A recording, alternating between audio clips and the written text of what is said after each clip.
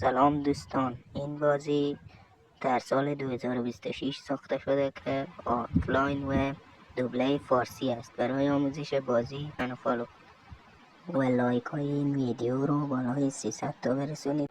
این بازی مهم خیلی خوش اومدین. بیاین ببینیم عملکرد تیم ها چگونه خواهد بود.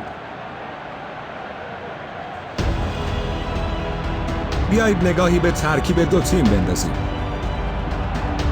بازی به جریان میافته. یک در مقابل یک و به خوبی رد میکنه. توپو به جلو میفرسته. به زیبایی بازی خونی میکنه.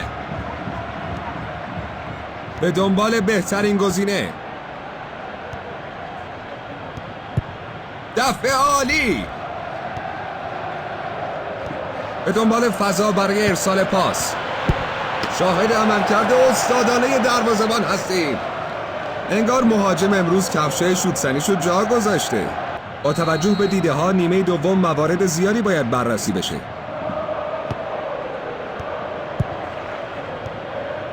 شاید بتونه از مدافعین عبور کنه. تحت فشار قرار میگیرن و اشتباه میکنن. کار با توپشون فوق العاده است و در اینجا یک موقعیت مناسب. عالی بود.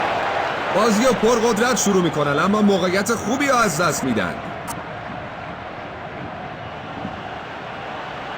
ارسال تند و تیز به محوطه خطرناک.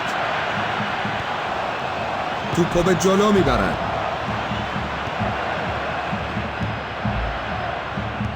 توپو به جلو میفرسته.